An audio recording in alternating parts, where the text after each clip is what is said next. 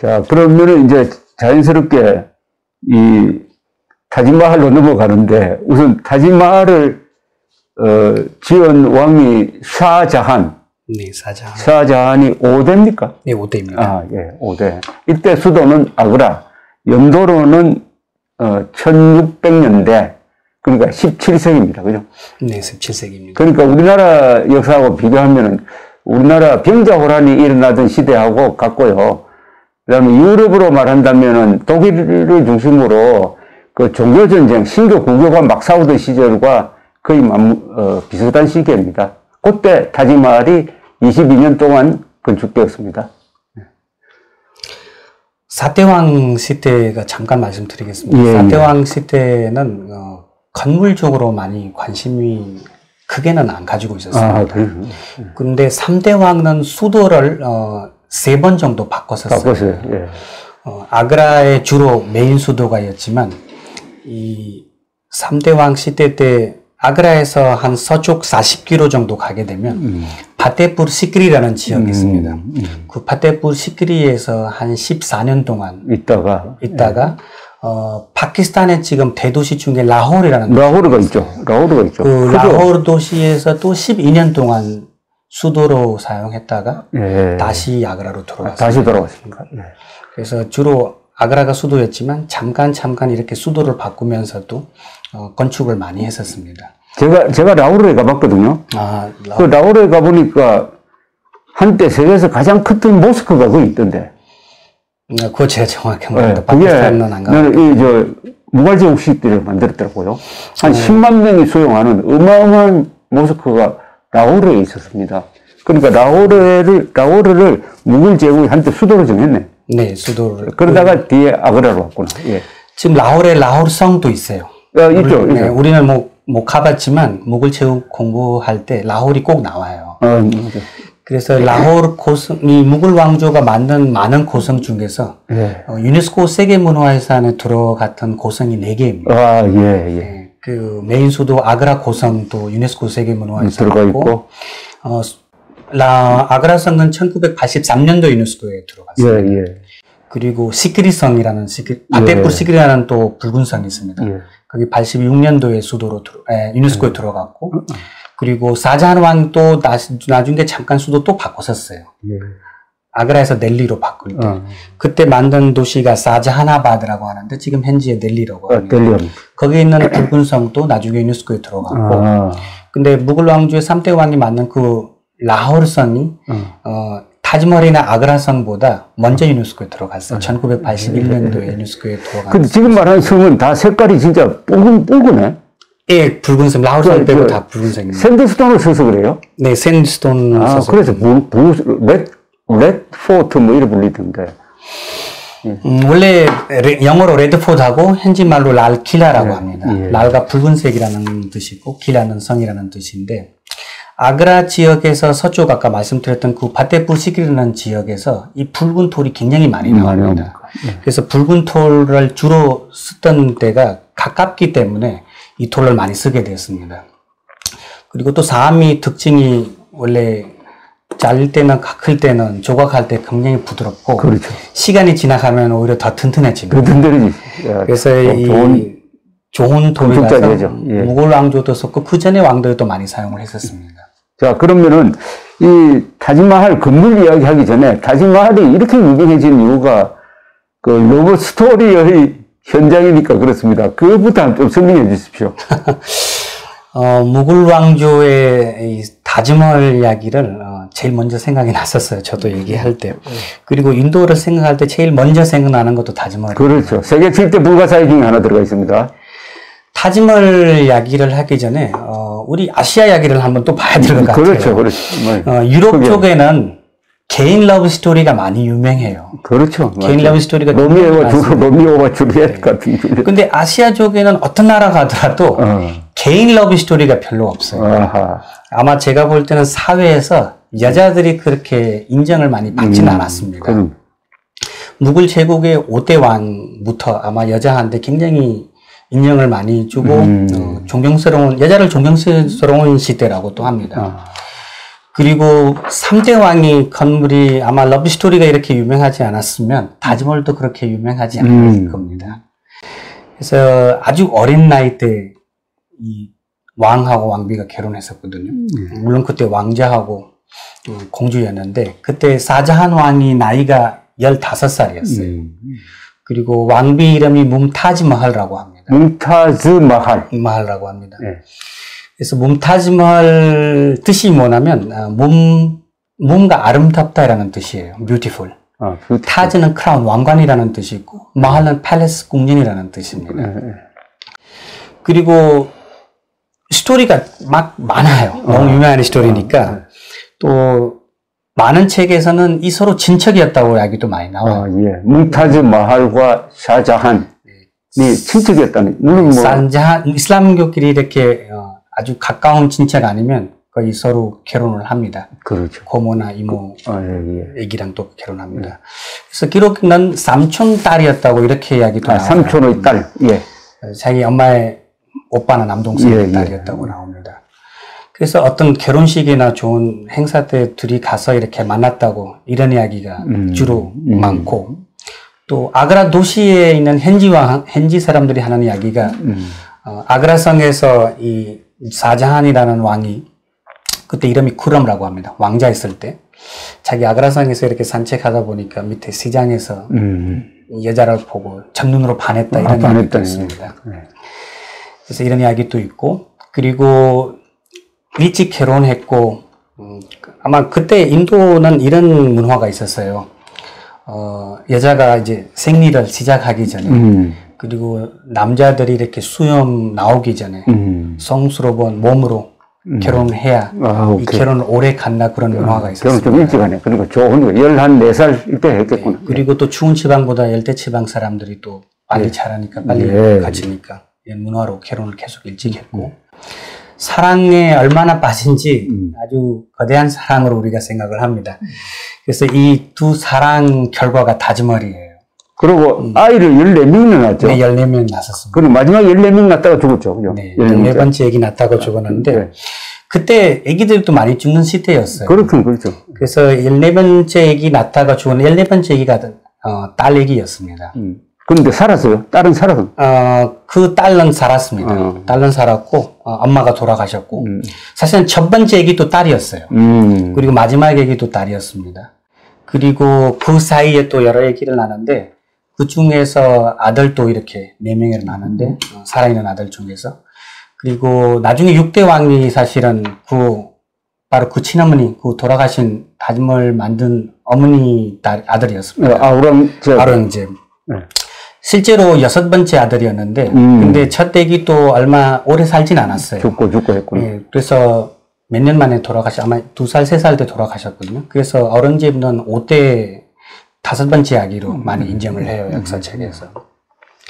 그리고 이 사자한 왕이 굉장히 완벽한 시대예요. 무굴 시대에서도.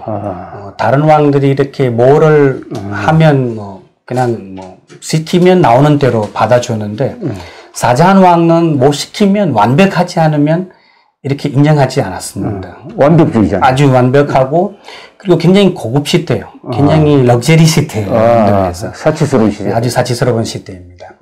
그리고 이 둘이 사랑 스토리가 얼마나 대단하게 되냐면 이슬람 시대 때 여자들이 이렇게 나와서 일하진 않았습니다. 그렇죠. 지금도 항상 주부하고 집에서 있고 근데 이 5대 왕은 자기 이 와이프 사실은 3명이었어요. 3명이랑 결혼했는데 부인이 3사람 뭉타지라는 왕비한테 굉장히 시간도 많이 줬고 그리고 어디 갈 때도 굉장히 어디 가도 계속 같이 다녔습니다. 전쟁할 때도 같이 데리고 가고 아련실이나 첩견실에서 일할 때도 같이 데리고 다녔고 그리고 그 여자는 인도 책이나 이 교과서에서 보면 영어로 표현하자면 brain with beauty라고 했습니다. 머리도 굉장히 똑똑하고 얼굴도 굉장히 지금 초상화 남아있죠? 네, 남아있습니다. 사실적인 초상화로 봅니까? 사람들이 그렇게 믿고 있는데 제가 이따가 그림을 드리겠습니다. 그 그림을 한번 보시면 될 것 같습니다. 그래서 그 여자가 너무너무 아름답고 너무너무 이쁜 이야기가 너무너무 많고 또 왕을 항상 이렇게 빠져있고 보통 여자들이 고성 안에, 궁전 안에서 모였던 장소가 하렘이라고 합니다. 할렘이라고 그러죠. 하렘이라고 합니다. 할렘. 하렘은 그전에는 이렇게 사자한 왕이 관심이 많지 않았어요. 그 많은 여자에 있어도 관심이 없었는데, 뭄타즈 마할 왕비란 결혼 이후부터 하렘을 자주 가게 됐어요. 예. 그리고 그때 가장 고급 물건들이, 물론 보석, 액세서리 있었지만, 옷도 그 중에 하나입니다. 보석이 들어가는 옷 같은 거, 천으로, 실크로 만든 옷 같은 거. 근데 그 당시에 이 향수, 아로마 오일, 이런 것도 굉장히 고급 물건이었습니다. 그래서 그때 선물을 줄 때, 액세서리, 향수, 오일, 이런 거 엄청 많이 줬습니다. 어떤 기록도 이런 것도 있습니다. 이 왕은 매일 아침 일어나면 장미꽃 하나 들고, 몽타즈 왕비한테 매일 고백을 했어요. 매일 고백을 했습니다. 사랑을 고백했던 거죠. 사랑을 고백했는데, 근데 이 여자가, 너무 일찍 죽었어요. 그러니까. 너무 일찍 죽었는데. 한 40살 안 돼서 죽었죠? 예, 38살 때 돌아가셨습니다. 아이를 낳다가. 그 지역도 지금 현지의 인도 지도를 보시면, 아그라 도시에서 더 남쪽에, 무르한푸르라는 지역이 있습니다. 거기서 죽었어요? 네. 원래 이 사자한 왕이 남민도를 지배하려고 남쪽에 신경 집중하고 남쪽에 신경 많이 쓰고 있었습니다. 그때 서남민도 마라스트라 아흐마드나거르라는 도시가 있었어요. 그 아흐마드나거르를 지배를 하기 위해서 그쪽으로 가 있었는데 거기 가서 이 임신 기간이었고 아이 낳을 시간이었는데 그래서 14번째 아기 낳다가 그때 시계가 없었지만 어떤 기록에 또 30시간 이렇게 잠다가 돌아가셨다 이런 얘기도 진통을 오래 했네. 그래서 처음에는 이 뭄타즈 마할이라는 그 아름다운 왕비 무덤이 거기서 바로 만들었습니다. 그리고 사실은 와이프가 가장 사랑하는 와이프가 돌아갔었으니까 몇 개월 동안 정신이 없었어요. 아, 그 정도 충격받았구나. 네, 굉장히 충격받고 몇 개월 만에, 뭐 1년 만에 이 검전 머리가 회색으로 바뀌었다. 그 정도 충격을 스트레스를 받아가지고 머리가 희게 돼버렸네. 더 이상 살고 싶지도 않았다. 정말 사랑했네, 그죠? 많다. 예. 그래서 이 충격을 받은 동안에 이 사실은 무덤도 어떻게 해야 될지, 어떻게 보관해야 될지, 어떻게 이렇게 가져야 되는지 몰라가지고 나중에 이제 좀 정신이 돌아오니까 무르한푸르에서 그 무덤을 옮겼어요. 아그라로. 아그라로 옮겼네. 아그라로. 아그라를 여행을 많이 가는데 아그라를 정말 볼 게 많아요. 무굴 제국 때, 무굴 시대 때 맞는 아름다운 건물들이 너무 많습니다. 그래서 인도를 가서 첫 번째 가봐야 되는 도시가 아그라예요. 아그라입니다. 우리는 보통 그 성만 보잖아요. 성 말고도 더 많아요. 보통 무굴 왕들이 이슬람 시대에 있기 때문에 사원 이런 거는 많이 만들지는 않았습니다. 그때 전쟁도 많았고 그래서 성을 많이 만들었다가 무덤을 굉장히 잘 만들었습니다. 인도의 무굴 왕들이 처음에는 왕들이 자기가 죽지 않아도 살아있을 때 설계까지 했었어요. 예, 자기 무덤을. 예. 죽고 나서 아들이나 후손들이 무덤을 만들었지만 이 사람들이 살아있을 때도 자기 무덤을 직접 설계하거나 유명한 설계자를 불러가지고 이 건축을 했었습니다. 그래서 이 뭄타즈 마할 왕비를 무덤을 아그라로 바꾸게 됐고 그리고 돌아가셨던 날짜가 1631년. 31년도. 1631년. 뭉타즈 마할 왕비 위해서 세상에서 가장 아름답고 가장 크고 누가 봐도 거대한 것보다 자기 와이프처럼 아름다운 느낌이 처음 나올 수 있게 그런 건축을 해드리고 싶었어요. 그래서 이 사자한 왕이 그때 있었던 여러 나라 유명한 건축가들이 초대를 했습니다. 건축가까지 설치를 했네. 초대했습니다. 기록을 보시면 아흐마드 라호리라는 메인 건축가가 제일 많이 나오죠. 예. 근데 현지 왕들이 하는 이야기 아흐마드 라호리라고 라호리라는 건축가. 이 건축가가 메인 건축 설계했다고 나오긴 나옵니다. 근데 여러 나라의 여러 기술가들이 와서 이거를 노력을 했었습니다. 다즈마할을 만들게 된 여러 이유 중에 하나가 와이프한테 사랑을 많이 했지만 근데 와이프도 굉장히 똑같이 사랑을 줬습니다. 예. 근데 자기 느낌은 내가 이 사랑한 하는 동안에 와이프한테 제 마음을 제대로 보여주지 않은 표현하지 못했다. 아하. 그 표현을 어떻게라도 보여 싶은 마음이 예. 굉장히 컸습니다. 아주 컸어요. 그래서 무슨 건축할 때, 무슨 뭐 시작할 때, 무슨 결혼식 해도 사람들이 먼저 돈을 생각하잖아요. 그렇죠. 얼마 돈 가지고 있는지, 몇 표 쓸 건지. 근데 다짐을이라는 건물 만들 때 처음으로 돈 계산을 안 했다라는 얘기가 나왔습니다. 그러니까 돈 무시하고 마음대로 만들어. 돈을 일단 생각하지 말고 최고로 만들어야 말이에요. 그래서 그 건축을 만들 때 오랫동안 그 건물을 볼 수 있게 이런 건 또 신경 쓰고 그리고 큰 거보다 큰 거 많았어요. 사실은 2대 왕 무덤도 굉장히 크고 3대 왕 시대 때 맞는 고성들이 또 엄청 거대한 건물들이 많지만 5대 왕은 섬세함이 굉장히 중요하게 생각했습니다.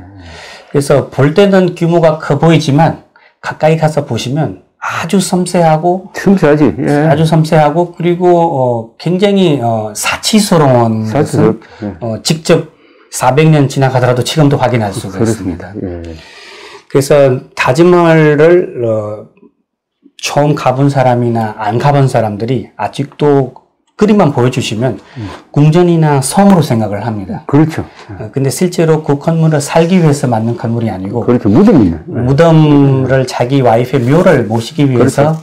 만든 건물이었습니다. 이게 그러니까 세계에서 가장 화려한 무덤입니다. 무덤인데 지금 우리 이 수미 선생의 설명을 들으니까 이런 감동이 오는데요. 그러니까 샤자한이라는 당시에 세계에서 가장 큰 제국입니다. 제국의 왕이 사랑했던 뭉타즈 마할이 30대 14명 아기를 낳으면서 죽자 그 충격을 잊지 못하고 뭘 통해서 이 부인한테 표시하지 못했던 사랑을 표시할까 생각하다가 세계에서 가장 화려한 무덤을 만들자 이래 된 거죠. 그러면서 거기에는 돈 같은 거 신경 쓰지 말고 오로지 어떻게 보면 자기 순정을 위해서 아름다움을 위해서 모든 걸 희생했다. 그러면은 이 순간부터 이 사람은 샤자한이라는 사람은 정치가도 아니고 권력자도 아니고 예술가가 되는 거예요. 그렇죠? 네. 예술이라는 게 아름다움을 위해서 모든 걸 희생하는 게 예술입니다. 그런 점에서 샤자한이 정치가로서는 실패하고 예술가로서 성공했네. 이렇게 표현하는 것도 맞는 것 같은데, 근데 이 다짐을 만드는 시대보다 아마 3대 왕 시대가 많이 도움이 되지 않을까 이런 생각도 들어요. 3대 왕 시대 때 하도 큰 땅을 지불을 했기 때문에 아크바르 시대 때 그래서 어마어마한 큰 땅에서 나오는 세금만 생각해도 돈이 무지 많이 들어왔습니다. 그래서 4대 왕 시대 때 이 돈 경제 문제가 별로 없어졌고 그리고 너무너무 무섭게 지배를 했기 때문에 이 다른 왕들이 이렇게 나와가지고 이렇게 반대하진 않았습니다. 그래서 5대 왕 시대 때는 그렇게 전쟁할 이유가 많지가 않았어요. 그래서 돈이 들어오기만 하니까 그 많은 돈을 건물에다가 많이 사용했고 그리고 이 5대 왕이 사실은 5대 왕이 타짐을 짓는 동안에 이 건축 쪽으로 관심이 많았으면 이런 건물을 질 수가 없었습니다. 그리고 타짐을 짓고 나서 이런 이야기도 많이 해요, 사람들이. 이 타짐을 지었을 때 많은 사람들이 희생했다. 이 사람을 고생 많이 시켰다. 근데 인도에서는 그런 이야기를 절대 안 나옵니다. 물론 건물 지었다가 고생했던 사람이나 희생했던 시대도였지만 인도에는 이 건축가들이 거의 현지 사람보다 외국에서도 많이 들어왔고 그렇죠. 현지 사람도였고 그리고 그 많은 사람들이 기술을 그렇죠. 없어질까봐 그 기술을 더 거대하게 그렇죠. 사용했던 시대입니다. 그렇죠. 몇 개 책 이런 이야기도 나와요. 다짐을이 너무 훌륭하게 만들어버렸기 때문에 이 다짐을 같은 건물을 다시 못 짓게 그 메인 건축 했던 사람, 설계했던 사람이 손하고 눈을 뺏겼다. 다 거짓말이죠. 예, 다 거짓말입니다. 그런 이야기가 나오지는 않고. 그래서 제가 순서대로 말씀을 다시 드리겠습니다. 일단 사랑 이야기가 첫 번째였고, 이 사하자한 왕하고 뭄타즈 왕비가 아주 멋지게 사랑했고, 사랑 이후부터 이 건물을 짓게 되는데, 건물을 만들 때, 그때 아그라 성에서 가까운 자리에서 짓고 싶었습니다. 자기가 살고 있는 아그라에서 가까운데 보이는데. 그래서 가까운 데 지어야 자기 매일매일 건물을 지킬 수 있고 그렇죠. 건물을 어느 정도 지는지 그것도 볼 수 있고 그렇죠. 그리고 어떻게라도 시간 내서 자기가 이렇게 건물 지는 가서 것은 다 구경할 수 있고 볼 수 있고 지켜봐야 더 멋지게 질 수 있다고 생각을 했었습니다. 그렇지. 감독을 잘해야지. 네, 그리고 그 당시에 좀 전에 말씀드렸지만 이렇게 말 타고 마차 타고 이동하는 것보다 배 타고 움직이는 거 더 쉬웠어요. 그래서 저희가 이제 다짐한 사진을 보면 요새 관광으로 들어가는 큰 문에서 들어가서 이제 다짐을 막 보고 사진 찍지만 솔직히 그거 후문이에요. 아, 그거 후문? 네, 후문입니다. 이 후문 있는 사람들이, 후문 있는 거 모르는 사람들도 굉장히 많아요. 그때 사자한 왕의 생각이 배를 타고 강 쪽에서 보려고 그쪽 방향을 잡아서 이거를 만들었습니다. 그리고 또 몇 개 책에 이런 이야기도 있어요. 다짐을은 원래, 2개 지려고 했는데, 하얀색 다짐을, 하얀색보다 아이보리 색깔이라고 합니다. 아이보리색으로 하나 와이프에서 지었고, 건너편에서 검정색 다짐을 지려고 이런 이야기도 많지만, 근데 요새 내셔널 지오그래피나 디스커버리 방송에 맞는 다큐멘터리들이 보시면 굉장히 연구를 많이 해서 만들었습니다. 거기에서 연구해서 나오는 이야기들이 검정 다짐을 기록 하나도 없어요. 그렇다고 그러대? 예. 그리고 유네스코에 들어가기 전에도 그렇고, 유네스코에 들어가고 나서 이후도 그 검정 다짐을 칠 수 있는 장소를 여러 번 발굴을 했었습니다. 근데 검정 돌이나 그런 기록이 하나도 없어요.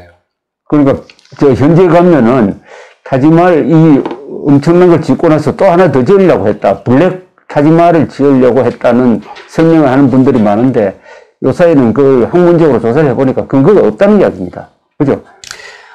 제가 개인적으로는 현지에 있는 좀 유명한 가이드들한테서 들은 이야기가 이 검정 타지말이라는 것은 그 맞은편에 강 건너편에 메타박이라는 큰 정원이 있습니다. 메타박 정원이 타지말보다 아그라성에서 더 가깝습니다. 메탑이라는 뜻이 문라이트라는 뜻이에요. 문라이트라는 뜻입니다. 전반적이네. 그래서 문라이트 타지말은 낮에 보는 것보다 사자한 왕이 밤에 보는 거 더 원했었습니다. 그 아이보리색 타지말, 아이보리색 마블 대리석에다가 이 달빛이 보름달에 내려오면 보름달에 보는 타지말 아주 아름다운 모습이었는데 그거를 상상해서 그 정원 이름이 메타박이라고도 합니다. 메타박 지역의 딱 맞은편에, 완전 맞은편에 조그만 연못이 있었어요.